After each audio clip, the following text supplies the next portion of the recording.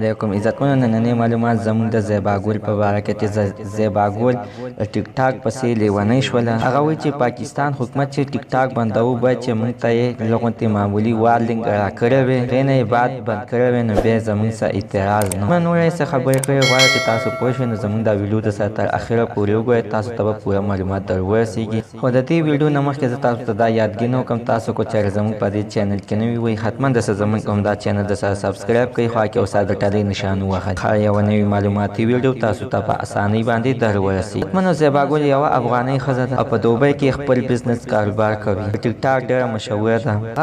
هغه ډېر خلک د ده کې دپاره ګوري چې ډېره مزاحیه او ډېرې خبرې کوي او یوه فخاشي ښځه هم ده، ځکه چې په یوه ویډیو کې ویلو چې خلکان او سړي زما د خپو لاندې زه ځان سره ګرځوم. یوه باندې وی لارې د زیبا ګل په حساب باندې یعنې خلکان او سړي دومره سپک شول، اوس هغه د خپلو خپو لاندې یعنې ځان سره ګرځي. دا خبره به پلي دوره به شو خپلې موضوع طرف ته. عزتمنو هغه ټیک ټاک یعنې په دوبۍ کې خو بند نه دی، هغه هم د ده کې دپاره وایي چې یعنې اوس به موږ څوک ګوري. زه به و خوراک یعنې چا سره کوم چې دی به چې مخکې خوراک هم کوو نو ځان نه به ټیک ټاک ساز کړو، نو په هغې باندې به یې خپل خوراک شو کوو، یعنې چې زه دومره ښه خوراکونه کوم. زیبا ګل د پاکستان حکومت ته دومره غوسه ده، ورته وایي چې شو د بیګه دغونتې دومره والې خو به دې راکړی وی چې موږ ورته ځان ساز کړی وی چې او یا ټیک ټاک به بندېږي. زه سمدستي ټیک ټاک بند کړو. منو په ځاني زیبا ګل ډېره زیاته سخته خفه ده، ځکه چې هغه وایي په ټیک ټاک ما د دې خلکو دپاره ساز کړی، ما د ځان دپاره نه دی ساز کړی، ما د ده کې دپاره ساز کړی چې څوک مې وګوري. هر ټیم نه د پاکستان ټیک ټاک بند شوی، د هغې نه بعد